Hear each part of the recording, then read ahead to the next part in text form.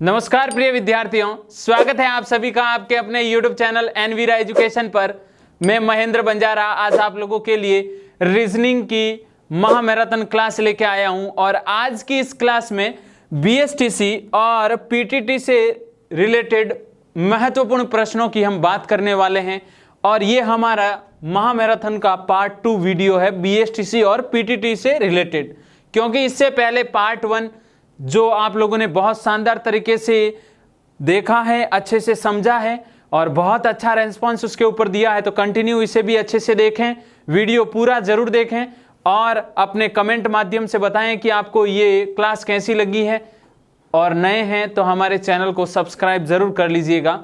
तो आज की क्लास का पहला प्रश्न आपके सामने है और बहुत शानदार प्रश्न देखिएगा। प्रश्न नंबर 1, सचिन दक्षिण दिशा की ओर, सचिन नाम का व्यक्ति दक्षिण दिशा की ओर 40 मीटर चलकर, यानी 40 मीटर चलता है, चलकर वहां से अपने दाहिने मुड़ जाता है। ध्यान दीजिएगा, दाएं बाएं का बहुत शानदार यहां पर प्रश्न है, इसलिए अच्छे से ध्यान दीजिएगा। दाहिने मुड़कर 60 मीटर चलता है, वो अपने दाहिने मुड़कर 60 मीटर चलता है। इसके पश्चात यानी उसके बाद फिर घटना होती है, पुनः अपने दाहिने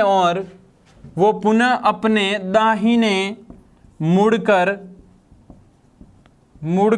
80 मीटर चलता है। तो बताइए अब सचिन अपने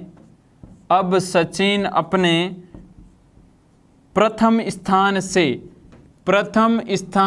से कितने मीटर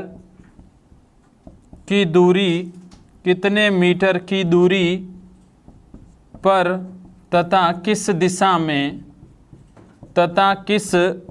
में हैं। 4 ऑप्शन भी मिलेंगे आपको इस प्रश्न के।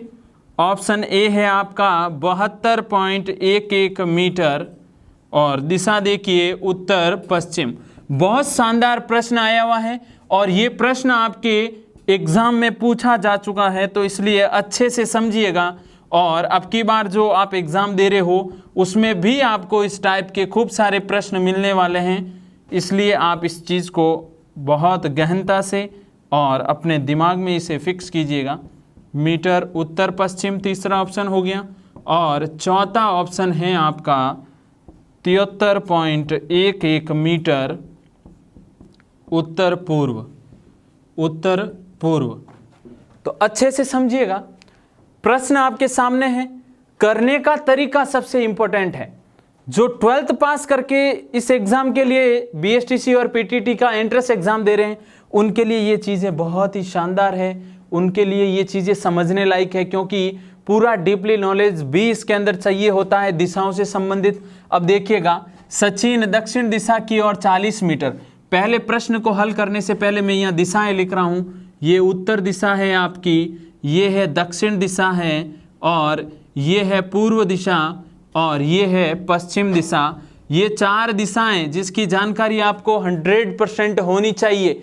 अब अगर दिशाओं का बायां दायां आपको ज्ञात करना है तो ये वाला हाथ आप हमेशा यूज करोगे।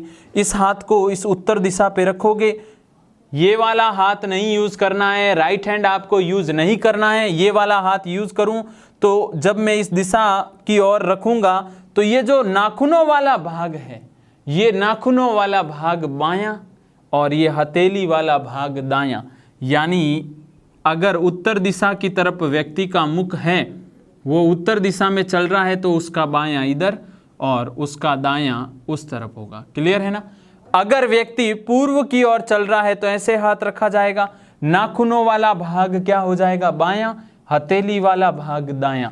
यानी ये आपका बायां और ये है दायां। 100% आपको समझ में आना ही चाहिए ये कॉन्सेप्ट। नहीं आए तो बता दीजिएगा, वापस सॉल्यूशन मिल जाएगा। दक्षिण में हाथ है तो तो दक्षिण में इस तरफ करूंगा तो ये बायां और ये क्या हो जाएगा, दायां। मुख दक्षिण दिशा में तो ये है बायां और ये है आपका दायां। ऐसे कैसे आगे बढ़ें तो पश्चिम दिशा में, और ये है बायां और इसके ऑपोजिट ऊपर है दायां। ठीक है ना, ये बाएं दाएं की समस्या चारों दिशाओं की कंप्लीट हो गई। अब प्रश्न में चलते हैं। व्यक्ति दक्षिण दिशा की ओर 40 मीटर चलकर, यानी ये व्यक्ति यहाँ पे खड़ा था, ये प्रारंभिक स्थान है, कौन सी दिशा में चला? ध्यान दीजिएगा, दक्षिण दिशा में कितना मीटर चला है? 40 मीटर। ये लो दक्षिण दिशा, यानी ये नीचे की ओर कितने मीटर चला? 40 मीटर। क्लियर है ना, 40 मीटर नीचे दक्षिण दिशा की ओर चला, चलकर वहां से अपने दाहिने मुड़ जाता है। जब दक्षिण दिशा में चल रहा है तो दाहिना कौन है? इस तरफ मुड़ेगा क्योंकि मुख इधर है। और कितना चला? 60 मीटर। कितना चला? 60 मीटर। अच्छे से समझ लीजिएगा, 40 मीटर दक्षिण दिशा में चलते हुए फिर दाहिने मुड़कर 60 मीटर चलता है। ठीक है, 60 मीटर चला, इसके पश्चात पुनः अपने दाहिने मुड़ता है। अब वो कौन सी दिशा में उसका मुख है? पश्चिम। ये वाली दिशा कौन सी है? पश्चिम। पश्चिम का दाहिना ऊपर की ओर, और कितना चलता है? 80 मीटर। कितना चलता है? 80 मीटर। ये आपके 80 मीटर किधर चला? दाहिने मुड़कर। कौन सी दिशा में हो गया? उत्तर दिशा में 80 मीटर चला। अब सचिन अपने प्रथम स्थान से कितने मीटर दूर है? ये प्रारंभिक स्थान ये है, अंतिम स्थान ये रहा, ये है अंतिम स्थान, ये है प्रारंभिक यानी प्रथम स्थान। इस प्रथम स्थान से ये कितना दूर है? प्रथम स्थान से देखो सवाल में क्या पूछा, प्रथम स्थान से कितने मीटर की दूरी पर है, तो ये वाली दूरी बतानी है। अब ध्यान दीजिएगा, ये लाइन मैंने खींची, ये वाली दूरी मेरे को ज्ञात करनी है, क्वेश्चन मार्क लगा रहा हूँ यहाँ पे। ये कितनी है दूरी? ये 60 ही है। ये कितने मीटर है? 60 मीटर। ये पूरा कितना है? 80, लेकिन 40 ये चला गया तो यहाँ पे पीछे कितना बचा? 40 मीटर ही तो बचा। कितना मीटर बचा? 40 मीटर। ये 40 मीटर है, ये 60 मीटर है, ये वाली दूरी निकालनी है। बहुत ही सरल हो गया प्रश्न। अपन को पता है कि जो समकोण त्रिभुज होता है, समकोण त्रिभुज के लिए कर्ण स्क्वायर बराबर आधार स्क्वायर प्लस लंब स्क्वायर। सबसे बड़ी भुजा का स्क्वायर दो अन्य छोटी वाली भुजाओं के स्क्वायर करके उनका योग कर दो तो बराबर होता है। तो यहाँ पर 60 और 40 का स्क्वायर, 60 का स्क्वायर प्लस 40 का स्क्वायर, यानी कर्ण स्क्वायर हटेगा उधर रूट आ जाएगा। 60 होता है 3600। 60 किसका? 60 का वर्ग कितना होता है? 3600। 40 का वर्ग कितना होता है?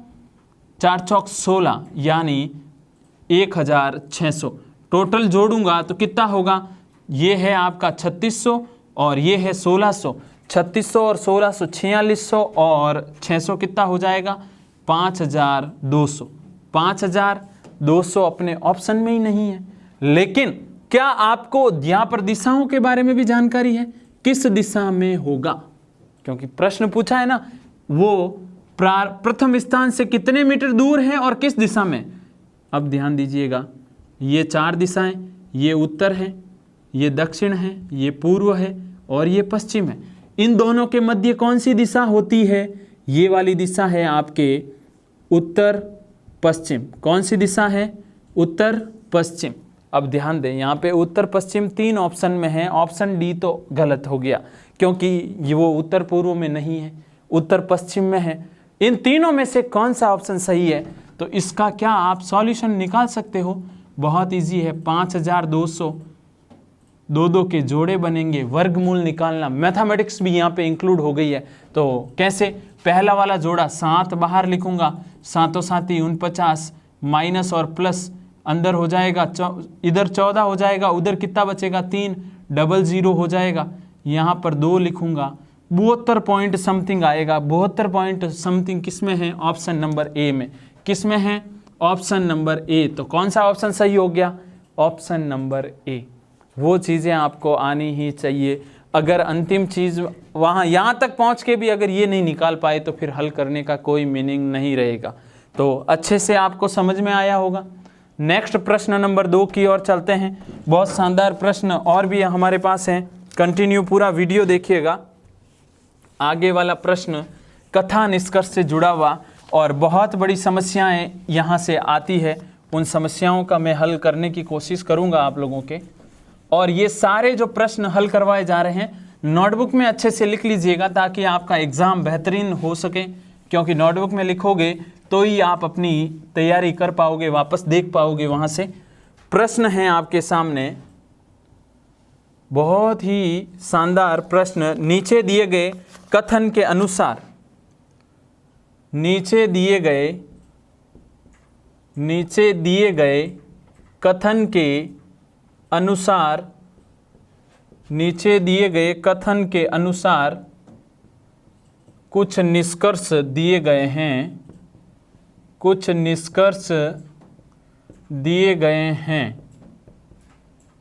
कथन दिए और उसके कुछ निष्कर्ष दिए। अब देखो कथन क्या दिए हुए हैं, बहुत शानदार प्रश्न है। और इस वीडियो को अपने उन मित्रों तक शेयर कर दीजिए जो इस एग्ज़ाम से रिलेटेड या रीजनिंग उनके लिए काम की हो, उन लोगों तक इसे ज़रूर शेयर करें, भेज दीजिए किसी भी माध्यम से। कथन आपके पास दो दिए हुए हैं, कुछ फल जड़ें होती हैं, दूसरा है कुछ फल बीज होते हैं, कुछ फल बीज होते हैं। और मैं बहुत जल्द इसकी भी क्लास आपको मिल जाएगी हमारे इसी चैनल पे। बहुत ज़्यादा मात्रा में रीजनिंग के वीडियो ऑलरेडी अपलोड किए जा चुके हैं और बहुत जल्द ये भी क्लास मिलेगी आपको।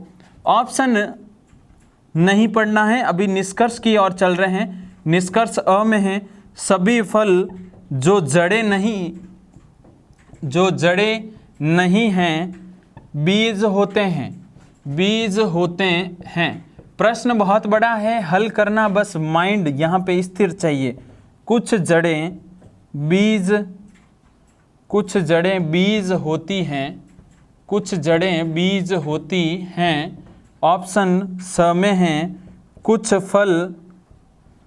फल या तो जड़ें हैं, कुछ फल यहाँ तो जड़ है या बीज हैं। और ऑप्शन निष्कर्ष द सभी फल न तो जड़ है, सभी फल न तो जड़ है न ही बीज। अब इसके अंदर आपको प्रश्न क्या पूछा है, उक्त निष्कर्षों, जो निष्कर्ष आपको दिए हैं उन उक्त निष्कर्षों में से कौन सा निष्कर्ष सही है, उक्त निष्कर्षों में से कौन सा निष्कर्ष सही है। ऑप्शन ए निष्कर्ष अ ब दोनों सही है, ऑप्शन बी निष्कर्ष ब स दोनों सही है, ऑप्शन सी में निष्कर्ष स सही है, या ऑप्शन ड में निष्कर्ष स और द दोनों सही है। बहुत बड़ा प्रश्न आ गया है, लेकिन प्रश्न बड़ा हो तो सॉल्यूशन उतना ही छोटा होता है। आपको बस इन दो चीज़ों पे ध्यान देना है। और डायग्राम चित्र यहाँ से बनेगा, वो चित्र में बना रहा हूँ। कुछ फल जड़ें होती हैं, कुछ फल, ध्यान दीजिएगा, ये है फल, क्या है फल, पूरा फल है। इस फल में से कुछ क्या है, जड़ें हैं, कुछ क्या है, ये लीजिए, कुछ क्या है, जड़ें हैं। अच्छे से बात समझ में आ गई होगी। ये वाली जो दोनों में आ रही है ये क्या है, जड़ें। पूरा फल, उसमें से कुछ भाग किसका है, जड़ों का। आगे देखिए, कुछ फल बीज होते हैं, कुछ फल है जो क्या होते हैं, बीज। ये लीजिए, कुछ फल और कुछ फल क्या, बीज है। ये पूरे बीज का ये वाला भाग फल भी है और ये फल का भाग बीज भी है। आपको जो प्रश्न में बोला, कथन में बोला, उसके अकॉर्डिंग डायग्राम बना दिया। एक और डायग्राम बनेगा यहाँ पर। यही तो चीजें इंपॉर्टेंट है। यहाँ पर जितने डायग्राम बन रहे हैं, अगर वो डायग्राम आप यहाँ पे सामने बना दो, आपके एग्जाम पेपर के ऊपर जो रफ सीट है वहां पे बना दो, तो आप इस प्रश्न को अच्छे से हल कर लोगे। ध्यान दीजिएगा, ये है फल, इस फल में कुछ जड़ें हैं, कुछ क्या है, जड़ें, और कुछ फल बीज है। तो क्या मैं ऐसा नहीं बना सकता, यहां पर देखिएगा, फल का ही कुछ भाग बीज है, फल का ही कुछ भाग जड़ है, लेकिन इसने जड़ और बीज में कोई संबंध नहीं दिया ना। इसने ये नहीं बोला कि बीज जड़े नहीं हो सकती या जड़े बीज नहीं हो सकती। जब तक नहीं कहा जाए तब तक आप ये वाला डायग्राम वैलिड समझे, गलत नहीं होगा। अब इंपॉर्टेंट चीज है कि सर दो चित्र बन गए और निष्कर्ष यहां पर सही हो गया, अगर यहां पर भी सही हो गया तो क्या करूंगा, इन दोनों में से कहीं एक जगह गलत हो गया तो क्या करूंगा। यहाँ पे देखें, नोट लगा लीजिएगा, निष्कर्ष अगर दोनों में सही हो, निष्कर्ष दोनों जगह अगर राइट हो, दोनों जगह राइट हो तो राइट समझा जावे उसे। और अगर वो निष्कर्ष दोनों जगह, निष्कर्ष दोनों में से एक स्थान पर क्या गलत, एक स्थान पर गलत तो उसे गलत समझा जावे। दोनों स्थानों पे सही है तो ही सही समझा जावे, अगर दोनों में से एक स्थान पे गलत तो गलत, और अगर दोनों जगह गलत है तो स्वाभाविक है वो गलत होगा। अब देखिए, कथन के अकॉर्डिंग मैंने 2 डायग्राम बनाए हैं। अब मैं निष्कर्ष नंबर अ की बात करता हूं। सभी फल जो जड़े नहीं वो बीज होते हैं। सभी फल, ये वाले फल इतने से भाग तो किसका है, ये वाला भाग है आपके जड़ का, तो ये जड़ का है। अब जड़े नहीं, बाकी जो भाग बचा वो जड़े नहीं है, तो जो जड़े नहीं है वो बीज हो रहा है क्या यहाँ पे? नहीं, बीज का तो केवल इतना सा भाग है। ये वाला भाग किसका है? ये फल का ही है, जो न तो बीज है न ही जड़े हैं। इसका मतलब ये अ तो यहाँ पे काम नहीं कर रहा है। चाहे उधर काम करे तो भी आपके लिए तो गलती है ना, अगर उधर काम कर रहा है तो भी आपके लिए गलत है, इसलिए उधर चेक करने की जरूरत नहीं है। ब में देखिए, कुछ जड़ें बीज होती है, कुछ जड़ें, ये जड़ें हैं, कुछ जड़ें क्या है, यहाँ पे बोला कुछ फल जड़ें होती है, ये फल का कुछ भाग क्या है? जड़ें हैं, ठीक है। इसने बोला कुछ जड़ें बीज होती है, जड़ों का इतना सा भाग, और ये कुछ जड़ें बीज होती है, कहाँ हो रही है बीज?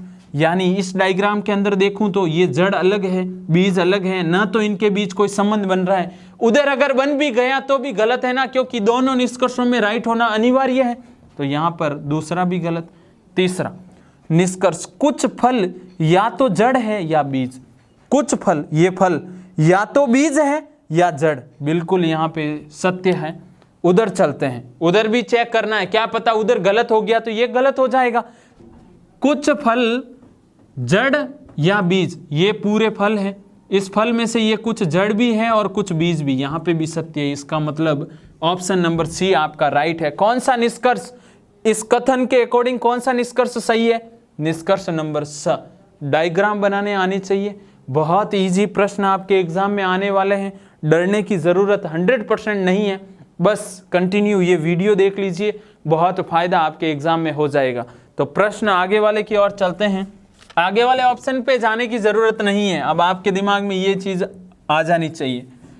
आगे वाले प्रश्न नंबर 3 की ओर चल रहा हूँ, और प्रश्न नंबर 3 है आपके जो काउंटिंग से रिलेटेड है, यानी एक सीरीज जो आपको मिलेगी, और बहुत सारे प्रश्न भी मिलेंगे सीरीज के एग्ज़ाम में, इसलिए तैयार हो जाएं आपके जो BSTC का एग्ज़ाम होने वाला है। प्रश्न नंबर 3, 18, 42, 6 इसके समान अंतर संबंध, इसके समान अंतर संबंध वाला निम्न में से कौन सा विकल्प सही है? यानी इसके अकॉर्डिंग आपको जो नियम इसमें इन तीनों के मध्य संबंध जो बन रहा है वो विकल्पों में बनना चाहिए। विकल्प देखिए, विकल्प आपका ए है 3, 9, 21, विकल्प बी है आपका 30, 10, 70, विकल्प सी है आपका 15, 35, 5 एंड विकल्प डी है 11, 33, 22। ध्यान दीजिएगा, कौन से विकल्प के अकॉर्डिंग बात करनी है। इस विकल्प में जो संबंध बने वो उन चारों में से कौन से एक विकल्प में बन रहा है। सबसे पहले संबंध चेक करें, 18, 42 और 6 में संबंध है कौन सा? क्लियर है ना? जो संबंध 18, 42 और 6 में बनेगा वो इन चारों में से किसी एक में बनना चाहिए, वही तो अपना आंसर हो जाएगा। 18 से 42 तक पहुंचने के लिए क्या काम किया मैंने, वो चीज़ मेरे को पता होनी चाहिए। 18 से 42 तक पहुंचने के लिए जो काम मैं यहाँ पे कर रहा हूँ, 42 से 6 तक पहुँचा, 42 में किसका भाग दिया? 7 का। 42 में किसका भाग दिया? 7 का। 7 का भाग 42 में कितनी बार जाता है? 6 7 42। लेकिन यहाँ क्या किया वो चीज़ इंपॉर्टेंट है। यहाँ पर जो काम हुआ है वो बताइए। 18 को ऐसी कौन सी चीज़ से गुणा करूँ कि ये 42 आ जाए। 18 को ऐसा कौन सा काम करूं, तो 18 को 7/2 7/3 रीजन बता दूं, 3 से 18 कितनी बार कटेगा, 6 बार, 6 7 42 होता है। और 42 से 6 तक पहुंचने के लिए 7 का भाग, 18 से 42 तक पहुंचने के लिए ये काम किया, यहाँ से यहाँ तक पहुंचने के लिए ये काम किया। ये वाली चीज़ इनमें से कहाँ पे अप्लाई हो रही है, आप बस ये चेक कर लीजिए कि 7 का भाग देने पर कहीं 6 आता है। 7 का भाग, 7 पंजा 35, देखो यहीं पे मिल गया, 15 35 5, यहाँ से यहाँ तक पहुँचते हैं, गुणा करता हूँ मैं किससे, 7/3 से। 3 का भाग 15 में 5 बार, 7 पंजा 35, मिल गया पहला संबंध। यहाँ से यहाँ चलते हैं, 35 में 7 का भाग लगाता हूँ, कितनी बार, 5 बार। तो कौन सा, ऑप्शन नंबर सी राइट है। उम्मीद करूंगा ये चीज़ें आपको अच्छे से समझ में आ रही होगी और 100% पूरा ध्यान दीजिए, पूरा कॉन्सेप्ट क्लियर हो जाएगा। प्रश्न, आगे वाले प्रश्न की ओर चलते हैं। प्रश्न नंबर, इसी से रिलेटेड शानदार प्रश्न आपके सामने है। अब जो प्रश्न आने वाला है वो आपके आगामी जो BSTC के बाद भी आप कोई भी एग्जाम दोगे उसके लिए भी बहुत महत्वपूर्ण है। और वैसे ही सारे ही प्रश्न आपके एग्जाम की दृष्टि से अगर देखा जाए तो बहुत उपयोगी है। किसी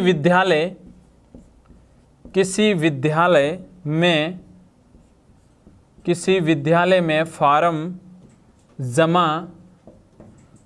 जमा करने के लिए, किसी विद्यालय में फार्म जमा करने के लिए एक पंक्ति में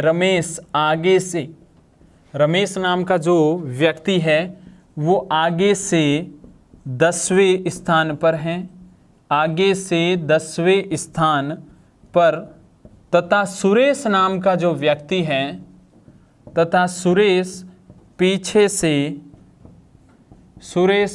से 5वें स्थान पर खड़ा है।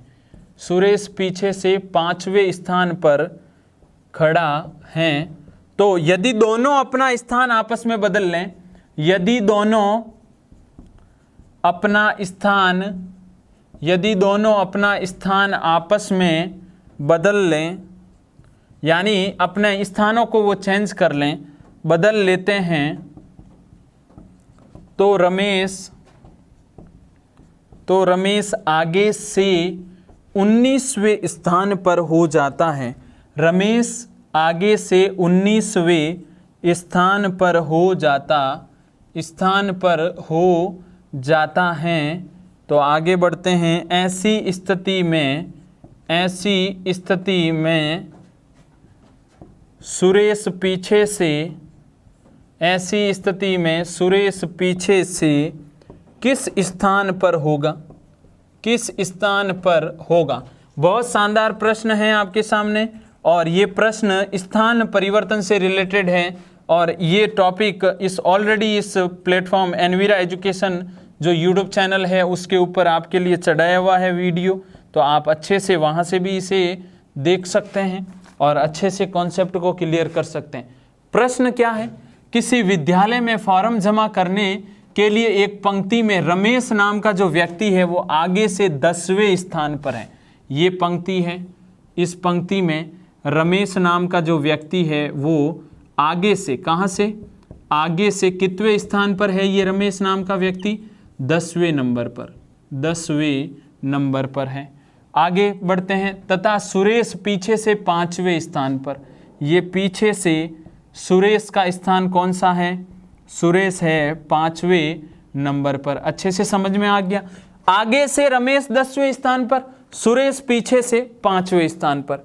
अब देखो, यदि दोनों अपना स्थान आपस में बदल लें, दोनों ने अपना स्थान चेंज कर लिया, ये रमेश यहाँ पे आ गया, सुरेश इधर आ गया, स्थान परिवर्तित हो गया। आगे से पंक्ति यहीं से शुरू होगी, पीछे से पंक्ति यहीं से शुरू होगी, लेकिन 19वां नंबर हो गया रमेश का। आगे से स्थान परिवर्तन होने से रमेश आगे से 19वें नंबर पर आ गया, जबकि रमेश वर्तमान में किस स्थान पर है, रमेश वर्तमान में सुरेश के स्थान पर है। और ये चीज देखो, 5वां और 19 टोटल निकालने का तरीका क्या है, लेफ्ट प्लस राइट -1, यानी टोटल आगे से प्लस पीछे से योग कर लीजिए और -1, तो 5 और 19, 5 + 19 -1 माइनस करो तो यहाँ पर 4 + 19 कितना 23। इस पंक्ति में टोटल व्यक्ति कितने 23। अब आपको क्या पूछा है, ऐसी स्थिति में सुरेश पीछे से किस स्थान पर होगा।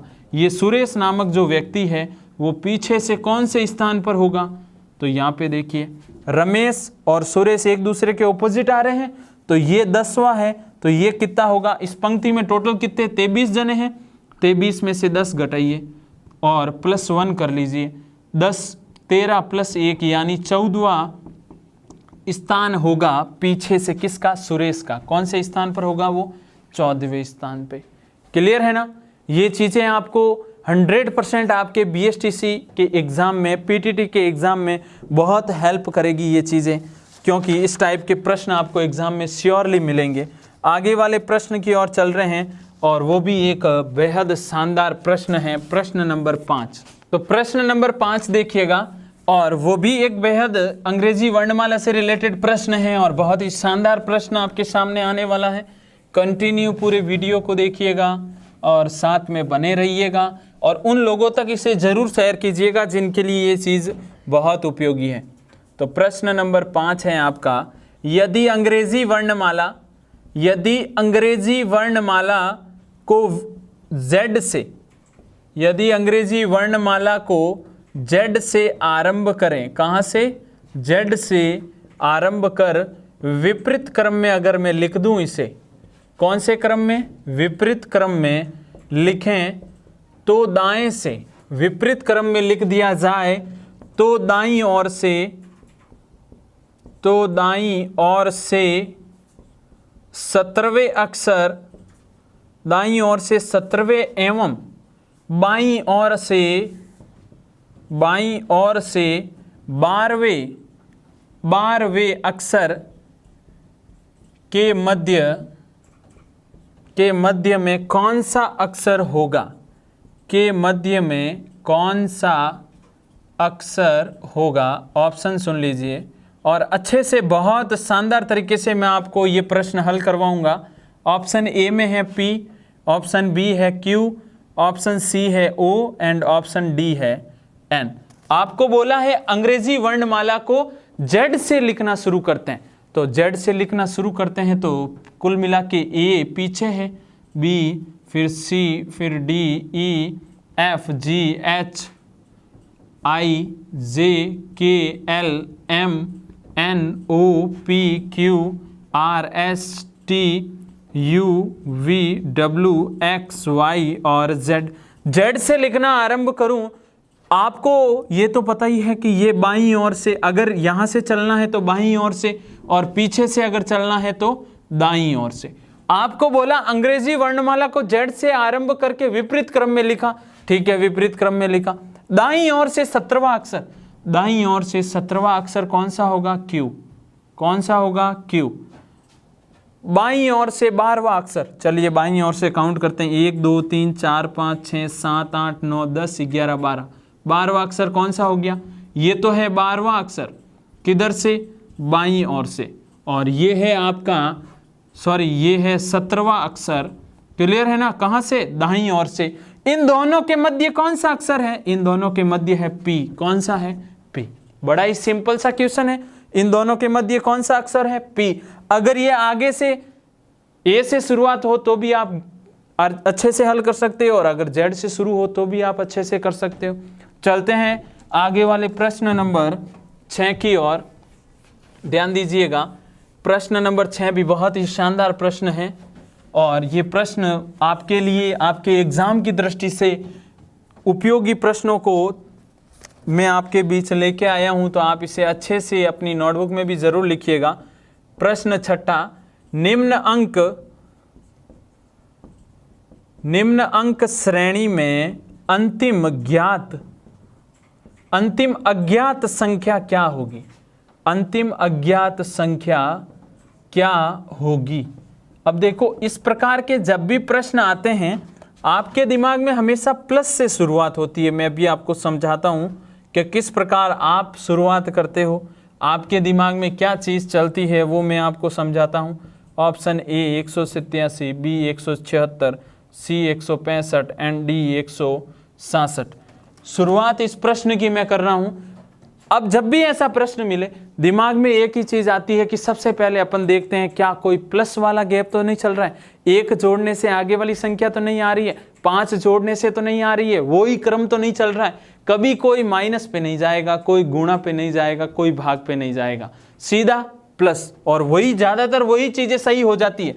देखिएगा 44, 55, 67, 88, 110, 143। यहाँ से यहाँ तक पहुँचने के लिए मेरे को पता है कि +11 करना पड़ेगा।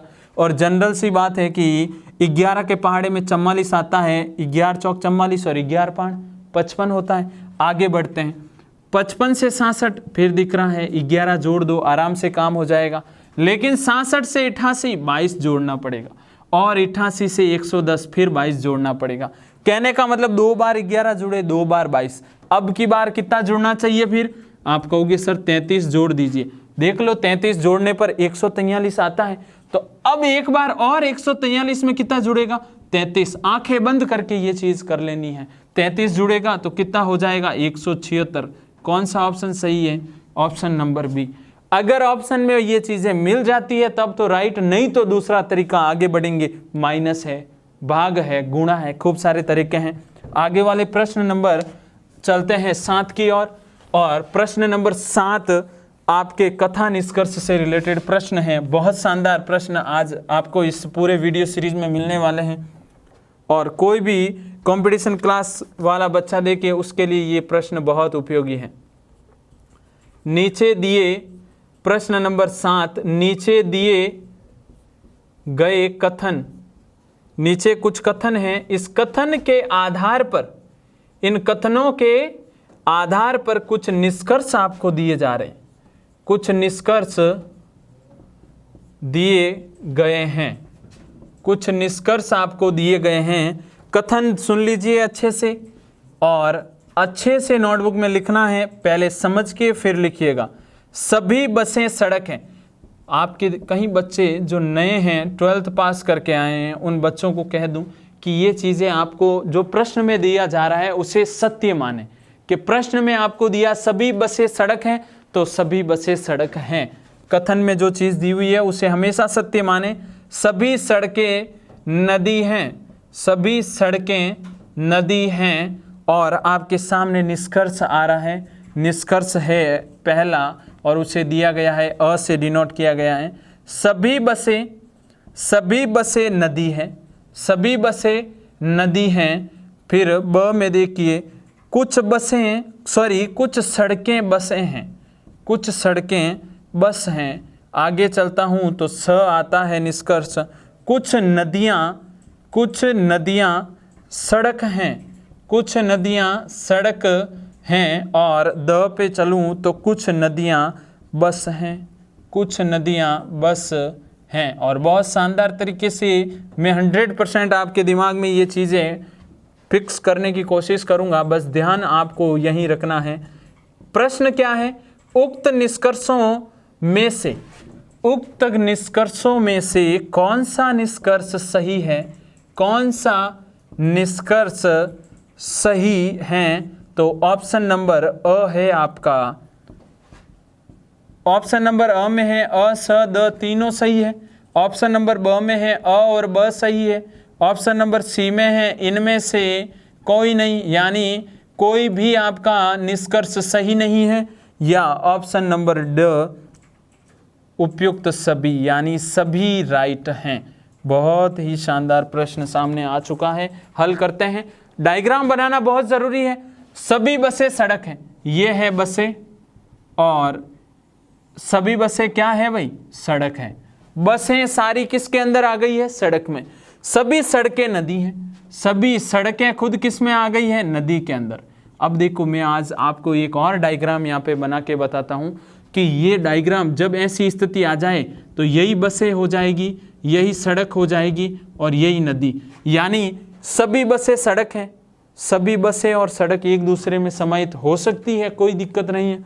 सभी सड़कें नदी हैं, बिल्कुल हो सकती है, लेकिन आप ज़्यादातर इसी डायग्राम के बेस पे सही किया जाता है।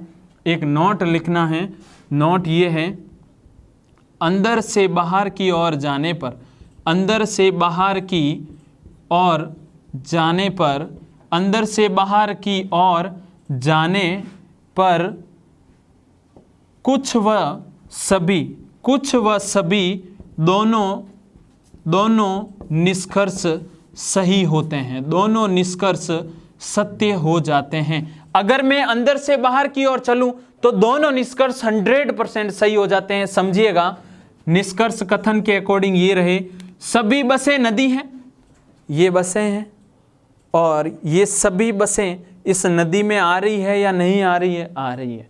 ये वाला डायग्राम बहुत वैलिड डायग्राम है, और यहाँ पे भी ये चीज़ सही है और यहाँ पे भी ये चीज़ सही है। मैंने आपको कहा था शुरुआत में, इस वीडियो के शुरू में, कि दोनों जगह हो तो ही वो काम बनेगा, दोनों जगह है, इसका मतलब ये निष्कर्ष 100% राइट है। ब में चलते हैं। कुछ सड़कें बस हैं, कुछ सड़कें, ये सड़कें पूरी ही बस हैं, पूरी बसें हैं तो कुछ तो होनी है, और मैंने कहा अंदर से बाहर की ओर जाने पर कुछ और सभी दोनों निष्कर्ष सत्य है, तो ये भी सत्य है। बस दिमाग में ये नोट फिक्स कर लीजिए। कंफ्यूज हो रहे हो तो नोट फिक्स कर लो, 100% कभी गलत नहीं करोगे। कुछ नदियाँ सड़क हैं, कुछ नदियाँ, ये नदियाँ और सड़क बिल्कुल हो जाएगी। कुछ नदियाँ सड़क हैं, 100% है। कुछ नदियाँ बस है, कुछ नदियाँ, ये नदियाँ बस भी है ना, क्योंकि दोनों इंक्लूड हो गई ना। नदियों का कुछ भाग बसें हैं या नहीं है? बिल्कुल हैं। ऑप्शन द भी सही है।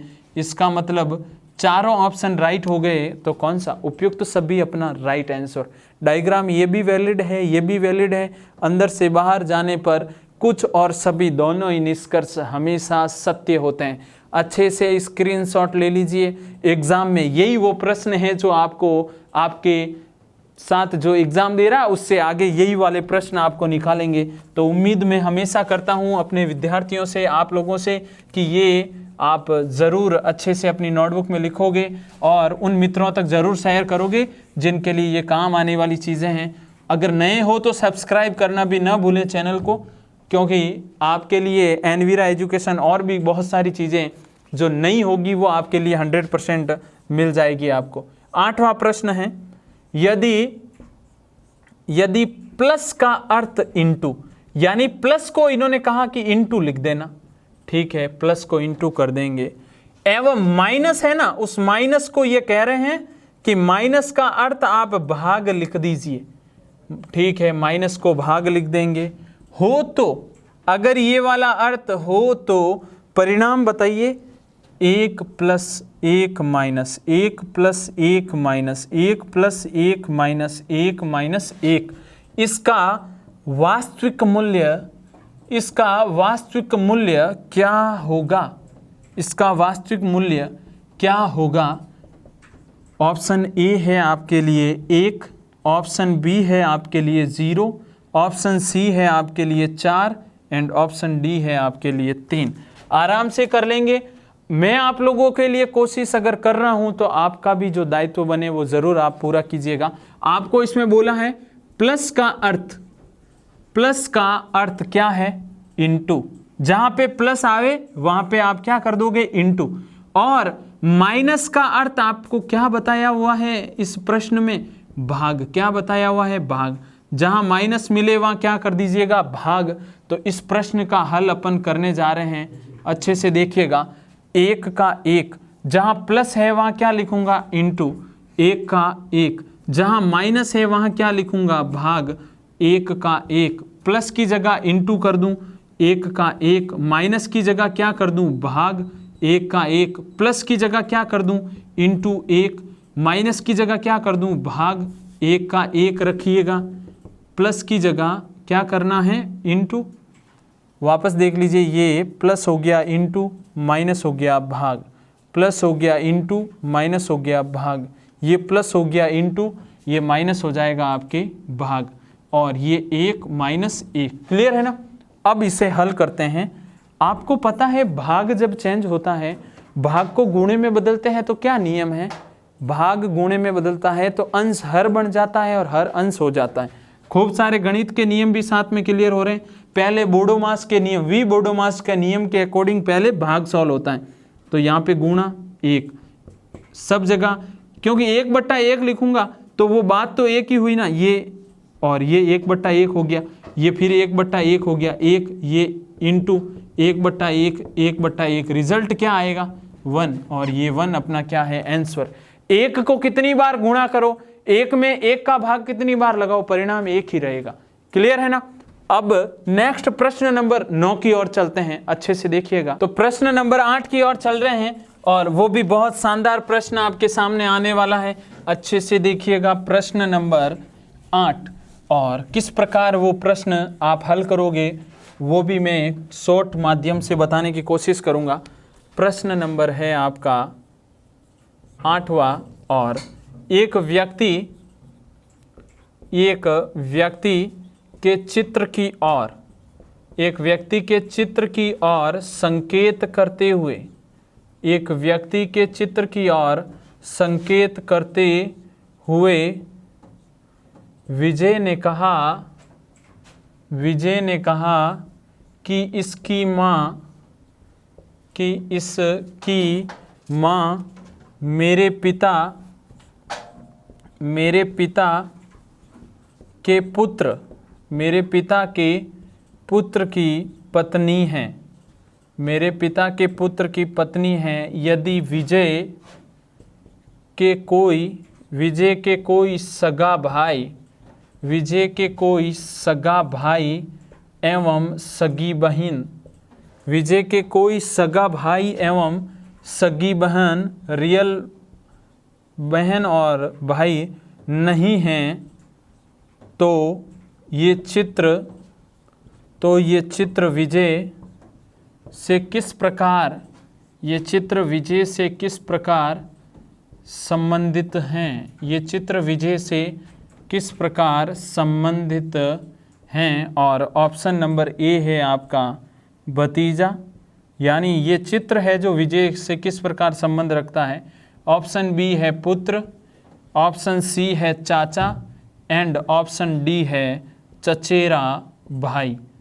आराम से समझेंगे प्रश्न को और हल भी बहुत शानदार तरीके से करेंगे, अच्छे से देखिएगा। एक व्यक्ति चित्र की ओर इशारा करता है, ये लीजिए, यहाँ पे केवल मैं चित्र लिख रहा हूँ। फिर आप लोगों को पता है कि ये चतुर्भुजाकार आकृति किसके लिए, पुल्लिंग अगर कोई भी आ जाए तो उसके लिए, और ये वर्ताकार आकृति स्त्रीलिंग महिला वर्ग और पुरुष वर्ग के लिए। इस प्रकार से डायग्राम बनाएंगे अपन। एक व्यक्ति चित्र की ओर संकेत करते हुए विजय ने कहा, एक व्यक्ति के चित्र की ओर, यानी ये चित्र व्यक्ति का है, इसकी ओर संकेत करते हुए कौन बोल रहा है, ये लो विजय यहाँ पर है। ये विजय कहता है कि इसकी माँ, यानी इस चित्र की जो भी व्यक्ति है, इसकी माँ मेरे पिता, विजय का ये पिता हो गया, पिता का पुत्र कौन हुआ, विजय। मेरे पिता के पुत्र, पिता का पुत्र तो ये विजय ही हुआ, पुत्र की पत्नी है, यानी इन दोनों के मध्य क्या संबंध है, ये पति पत्नी है। यदि विजय का कोई सगा भाई, विजय का कोई भाई नहीं है, कोई बहन नहीं है, तो ये चित्र विजय से किस प्रकार संबंधित है। विजय अगर इस औरत का पति है और ये औरत इसकी माँ है, तो विजय और ये चित्र किस प्रकार संबंध, यानी विजय इसका क्या हुआ, पिता, और ये चित्र विजय का क्या लगेगा, पुत्र, क्योंकि चित्र वाला जो भी व्यक्ति है वो इस विजय के क्या लगेगा, पुत्र ही तो लगेगा। तो ऑप्शन कौन सा राइट है, ऑप्शन नंबर बी। आराम से आप कर सकते हो। अगर ब्लड रिलेशन से प्रश्न आ गया तो छोड़ना नहीं है उसे, अच्छे से ये प्रश्न आप करके आइएगा आपके एग्जाम में। प्रश्न नंबर 9 की ओर चलते हैं, और बहुत शानदार प्रश्न, क्योंकि शानदार प्रश्नों के बेस पे ही तो आप आपके एग्जाम को अच्छे से क्लियर कर पाओगे, आपका एग्जाम अच्छे से दे पाओगे। प्रश्न नंबर 10 की ओर चल रहे हैं, तो कंटिन्यू बने रहिएगा साथ में, और अच्छे से अपने उन मित्रों तक इस वीडियो को जरूर शेयर करिएगा जिनके लिए ये चीज फायदेमंद है। प्रश्न नंबर 10, जिस प्रकार का अंतर संबंध, यानी आपको एक संबंध मिलेगा जिस प्रकार का अंतर संबंध शब्द युग्म लाल एवं रंग में है। अच्छे से ध्यान दीजिएगा कि जिस प्रकार का शब्द युग्म लाल एवं रंग इन दोनों के मध्य जो संबंध है, उसी प्रकार का अंतर संबंध, उसी प्रकार का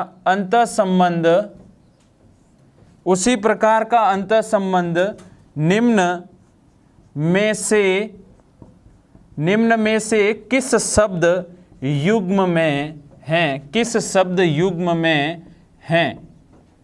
ऑप्शन ए है आपका सिगरेट एवं धुआं। अच्छे से ध्यान दीजिएगा, सिगरेट एवं धुआं इन दोनों के मध्य संबंध।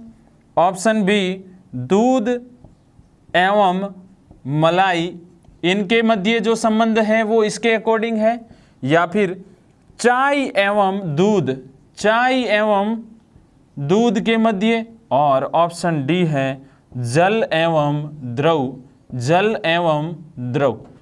तो अच्छे से समझिएगा, आपको प्रश्न में बोला जा रहा है जिस प्रकार का अंतर संबंध शब्द युग्म लाल एवं रंग में है। अब स्वाभाविक है कि यहां पे जो संबंध बन रहा है उसका मीनिंग आपको आना चाहिए। लाल क्या होता है? रंग। लाल क्या होता है? रंग। यहां पे लिख रहा हूं, लाल क्या है? लाल एक प्रकार का रंग है। क्या है? रंग है। तो यहां पर देखिएगा, सिगरेट एक प्रकार का धुआं है क्या? नहीं। दूध सिगरेट से धुआं मिलता है, वो धुआं नहीं है। दूध एक प्रकार की मिलाई, ये वो संबंध यहां पे डी में मिल रहा है। जल एक प्रकार का द्रव है। जल एक प्रकार का क्या है? जल एक प्रकार का द्रव है। और ये मैं 100% दावे के साथ कह सकता हूं कि अगर ये प्रश्न आ गया तो आप गलत नहीं करोगे, क्योंकि इसमें आपका माइंडली गेम, माइंड बड़ा एक्टिव चाहिए और माइंड को एक्टिव रखते हुए शानदार काम आपको करना है। आगे वाले प्रश्न नंबर 11 की ओर चलते हैं और अच्छे से इन प्रश्नों को अपनी नोटबुक में भी लिख लीजिएगा, स्क्रीनशॉट के माध्यम से अपने पास इन चीज़ों को सेव भी रखिएगा ताकि आपके एग्जाम में ये फायदेमंद साबित हो सके। और प्रश्न नंबर 11 की ओर चलते हैं। देखिएगा प्रश्न नंबर 11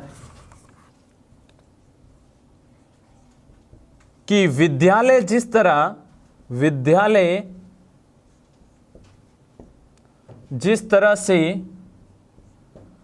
तरह से संबंधित हैं विद्यार्थियों से, विद्यालय जिस प्रकार संबंधित है किससे?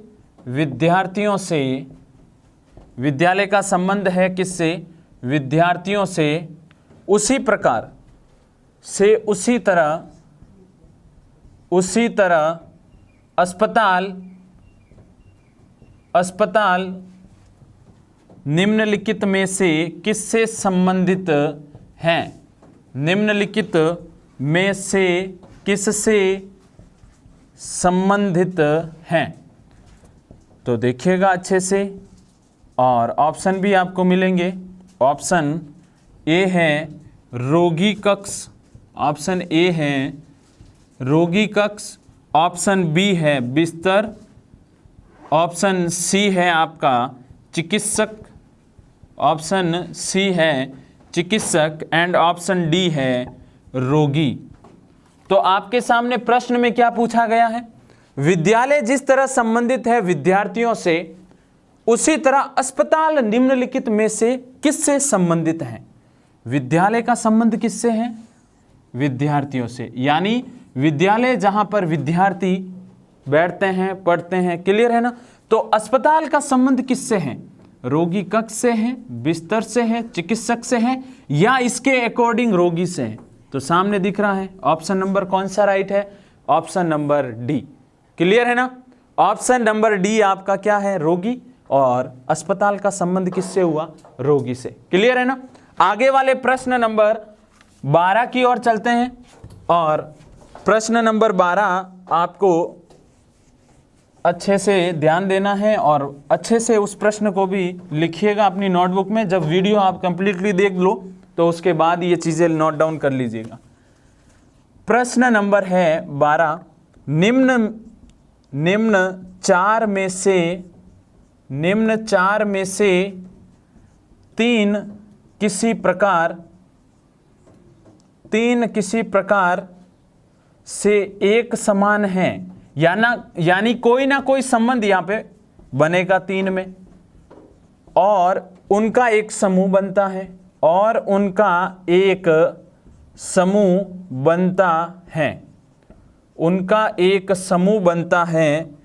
वह एक कौन सा है, इन चारों में से वह एक कौन सा है जो इस समूह में शामिल नहीं होता है, और इम्पोर्टेंट क्वेश्चन भी है क्योंकि ये बीएसटीसी और पीटीटी वाले एग्जाम में ज्यादातर इससे रिलेटेड प्रश्न पूछे जाते हैं। ऑप्शन ए है आपका BEHLN, ऑप्शन बी है EJLSZ, ऑप्शन सी है आपका DKQVZ एंड ऑप्शन डी है ACIKT। अब इस प्रकार का प्रश्न अगर आप हल करना चाहते हो तो आपको कंप्लीटली ए से लेके जेड तक का स्थान आना चाहिए कि एम कौन सी पोजीशन पे है, एल कौन सी पोजीशन पे है, ये सारी चीजें आपके दिमाग में होनी चाहिए।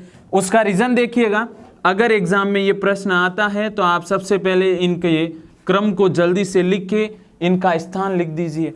बी 2 पे है, ई 5 पे है, एच 8 पे है, के कितने पे है, एल कितने पे है 12 पे, जे के बाद एल होता है, एन कितने पे है 14 नंबर पे। क्लियर है ना। अब यहां पर मैं एक संबंध क्या बन रहा है वो देखते हैं। केवल सबसे पहले अपने दिमाग में एक ही चीज आती है, 100% सभी बच्चों के दिमाग में वही आती है कि क्या यहां से यहां तक पहुंचने में कुछ जुड़ा है। पहली बात योग की आएगी, देखिएगा क्या हुआ, +3, 5 से 8 पहुंचा +3, 8 से 12 पहुंचा +4, 12 से 14 तक पहुंचे +2। क्लियर है ना।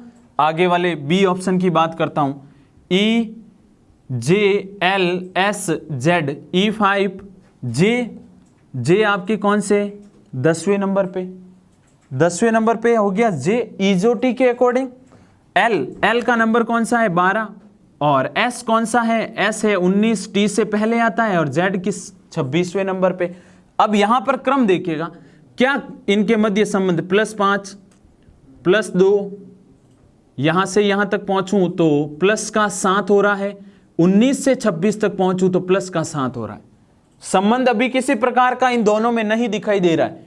आगे वाले ऑप्शन सी की ओर चलें तो डी, के, क्यू, वी और जेड।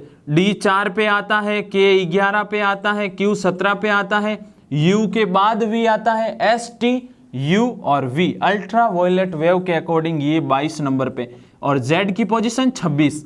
लेकिन 4 से 11 तक पहुंचा तो कितना प्लस किया, यहां पर है 7 प्लस, 11 से 17 तक पहुंचा प्लस का 6, 17 से 22 तक पहुंचा +5, 22 से 26 तक पहुंचने के लिए प्लस का 4 करना पड़ेगा।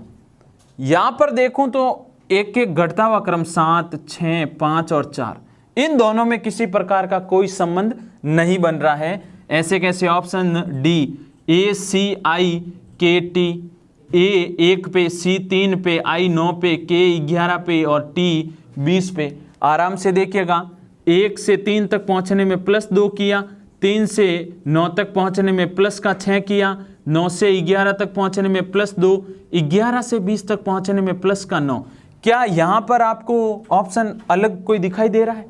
आराम से देखें कि ये ऑप्शन नंबर जो ए है, ऑप्शन नंबर बी है और ऑप्शन नंबर डी, ये एक अव्यवस्थित क्रम है जिनके मध्य कोई संबंध नहीं दिखाई दे रहा है। लेकिन ये जो ऑप्शन नंबर सी है इसमें सीधा संबंध दिखाई दे रहा है, इसलिए इन चारों में से प्रत्येक में एक समान है, यानी 3 में से कोई एक समान। तो ये समझ में आ गया होगा आपको, इन चारों में से कोई एक चीज विचित्र है, इन चारों में से ये चीज अलग है, बाकी सब में तो अव्यवस्थित क्रम है, कभी विपरीत भी जाना पड़ता है। तो ये वो प्रश्न है जिसमें अपन को बिना क्रम के ही सही करना बहुत जरूरी है। आगे वाले प्रश्न नंबर प्रश्न है अपना 13वां, और 13वें प्रश्न की अब बात करते हैं।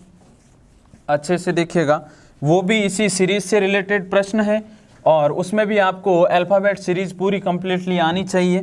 तो देखिएगा प्रश्न, यदि SIR को PSPIPR लिखा जाता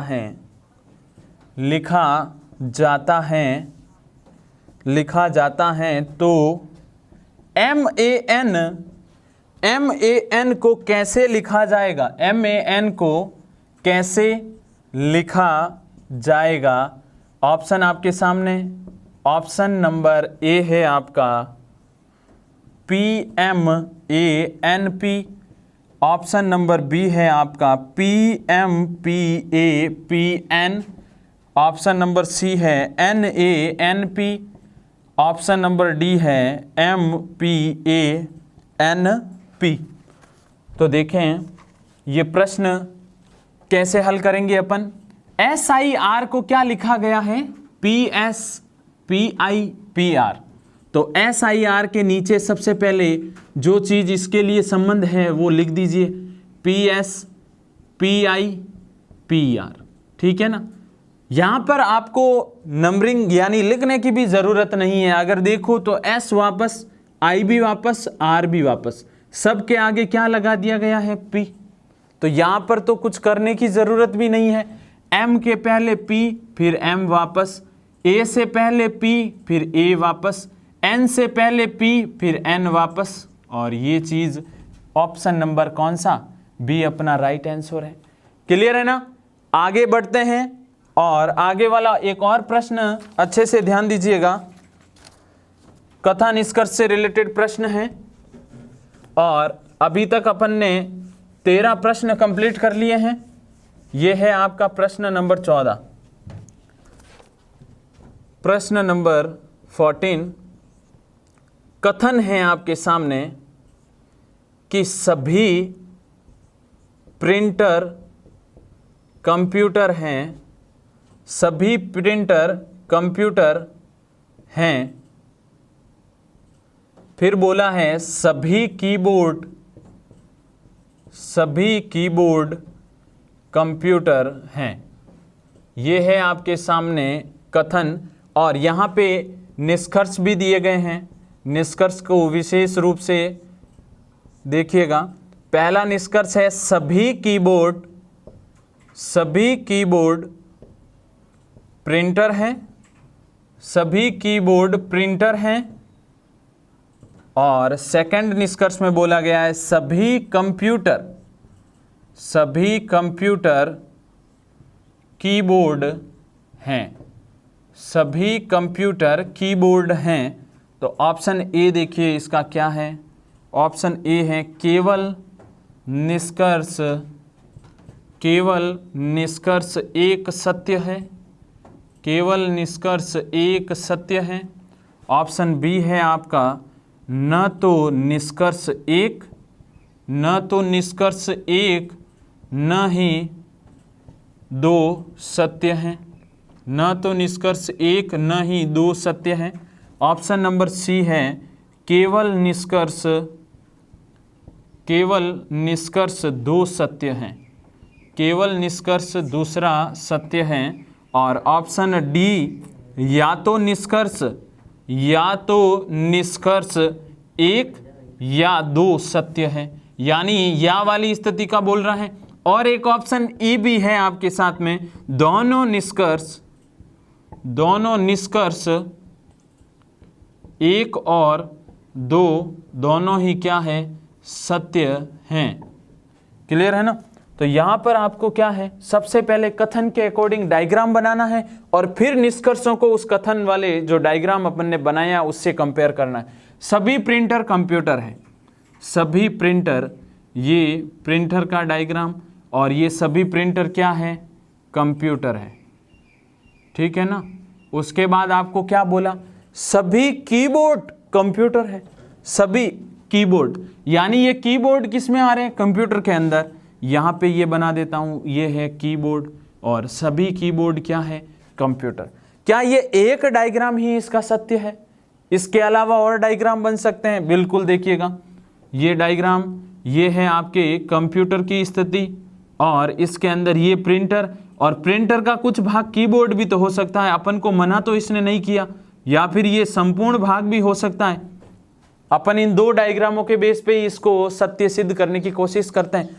सभी कीबोर्ड प्रिंटर है, सभी कीबोर्ड प्रिंटर है या नहीं है? यहां पे देखें, सभी कीबोर्ड प्रिंटर, इसके अकॉर्डिंग तो एक भी नहीं है, और अगर इसमें देखूं तो कुछ भाग कीबोर्ड का प्रिंटर है, और अगर ये पूरा संपूर्ण आ भी जावे तो एक जगह अगर गलत हो गया आपका निष्कर्ष, तो वो सब जगह गलत ही माना जाएगा। तो यहां पर ये पहला निष्कर्ष क्या हो चुका है? गलत है। क्लियर है ना? दूसरा निष्कर्ष, सभी कंप्यूटर कीबोर्ड हैं। दूसरा निष्कर्ष अच्छे से देखिए, सभी कंप्यूटर कीबोर्ड हैं। यहां पर देखें, सभी, ये सारे कंप्यूटर कीबोर्ड है क्या? नहीं, सभी कीबोर्ड कंप्यूटर है, जबकि इसने कहा है सभी कंप्यूटर कीबोर्ड है, तो ये भी गलत है, दूसरा वाला भी, क्योंकि आगे जाने की जरूरत ही नहीं है।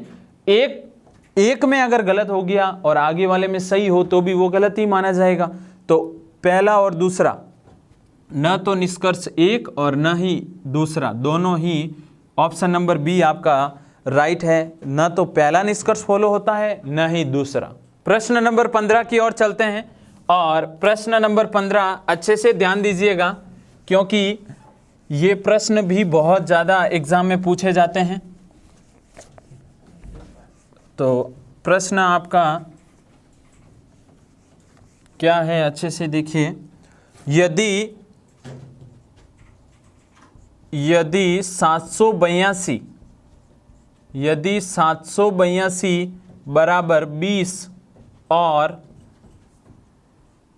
671 बराबर 17 हो तो 884 बराबर क्या होगा? ऑप्शन ए है आपका 23, ऑप्शन बी है आपका 32, ऑप्शन सी है 19 एंड ऑप्शन डी है 26। अब करना कुछ नहीं है, नॉर्मल से प्रश्न आपको ये पूछे जाएंगे एग्जाम में, लेकिन इस प्रकार के प्रश्नों को जरूर हल करें आप। थोड़ा सा माइंड यहाँ पे लगाते ही आंसर आ जाएगा। ज्यादातर अपन क्या करते हैं, सबसे पहले मैं हर बार कहता हूं आप योग करने की कोशिश करोगे, और यहाँ पे भी वही चीजें होगी। अच्छे से देखिएगा, 782 के बराबर में क्या लिखा हुआ है? 20। क्या 782 20 बन जाएगा क्या? ऐसा तो है नहीं, लेकिन इन तीनों को अगर जोड़ लूं, 7, 8 और 2 और फिर 20 बने, तो एक संबंध बन सकता है। देखिएगा, 7, 8 और 2, 7 और 8 15 और 2 कितना होता है? 17। लेकिन यहां पे चाहिए 20, तो यहां तक पहुंचने के लिए क्या जोड़ना पड़ेगा? +3। 7, 8, 2 तो आपके हो गए कितने? 17, और 17 से अगर आप 20 तक पहुंचना चाहते हैं तो कितना जोड़ना पड़ेगा? 3। ये का ये संबंध केवल इसमें नहीं, इसमें भी बनना चाहिए, फिर अपन उसमें वो चीज अप्लाई करेंगे। तो देखिए, 671 बराबर में है 17, 6 + 7 + 1, 6, 7, 13 और 1 14। यहां से यहां तक पहुंचने के लिए 3 ही तो जोड़ना पड़ेगा। ये टोटल कितना हो रहा है? 14 और 3 होता है आपका 17। ऐसे कैसे? अब अपन वहां चीज ये अप्लाई कर सकते हैं, क्योंकि जोड़ने से अपना काम हो गया। ये पूरा जोड़ने के बाद 3 जोड़ा, ये पूरा जोड़ने के बाद 3 जोड़ा, तो इसका मतलब सामने वाली चीज आ रही है। तो ऐसे कैसे इसमें भी ये चीज अप्लाई करते हैं। ऑप्शन में होना भी अनिवार्य है ये चीज।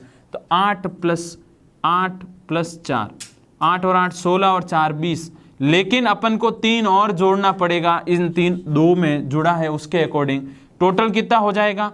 23। ऑप्शन नंबर ए आपका राइट है। क्लियर है ना?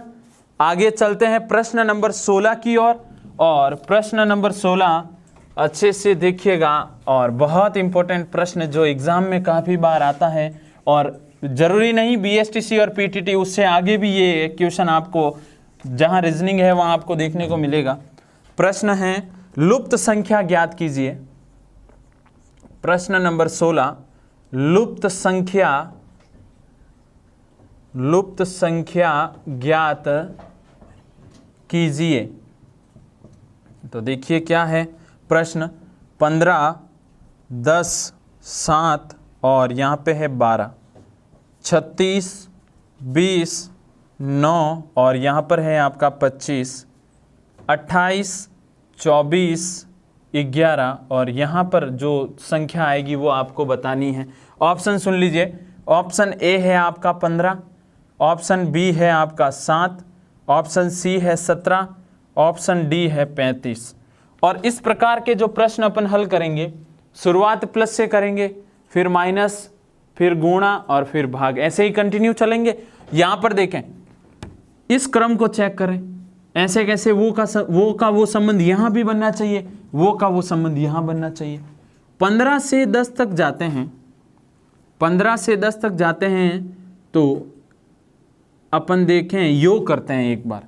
15 और 10 तो 25 होता है, जबकि यहाँ तो 7 ही आ रहा है। तो योग वाली कंडीशन यहाँ पे भी देख लीजिए, 36 और 20 56, जबकि यहाँ पे नहीं, 28 और ये यहाँ पे नहीं आ रहा है। तो माइनस देखते हैं, इन दोनों का अंतर कितने का है, 5 का, यानी इन दोनों के मध्य का गैप।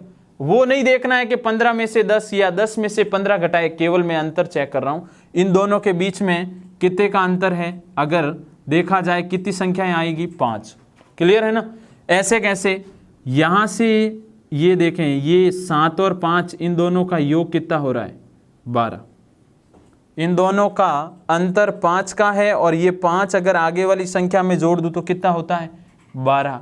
ऐसे कैसे, यहाँ पे देखें, इन दोनों के बीच में 16 का गैप, और 16 और 9 अगर जोड़ दूं तो कितना आता है, 25।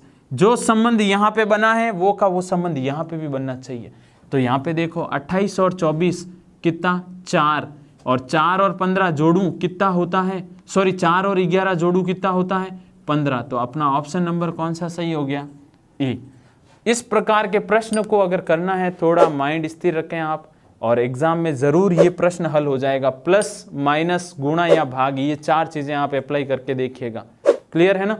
तो प्रश्न नंबर 1 से 16 तक हमने अच्छे से कर लिए हैं, और आपको इन प्रश्नों को अच्छे से अपनी नोटबुक में लिखकर अच्छे नोट्स बना लेने हैं, क्योंकि आपका एग्ज़ाम डेट आपकी 31 घोषित हो चुकी है। 31 अगस्त को आपका एग्ज़ाम है। तो अच्छे से तैयारी करें आपके एग्ज़ाम की, और वीडियो को ज़रूर देखें और अपने मित्रों तक ज़रूर इसे शेयर करें। और अगर आप हमारे चैनल पे नए हैं तो हमारे चैनल को सब्सक्राइब भी ज़रूर कर लीजिएगा। धन्यवाद।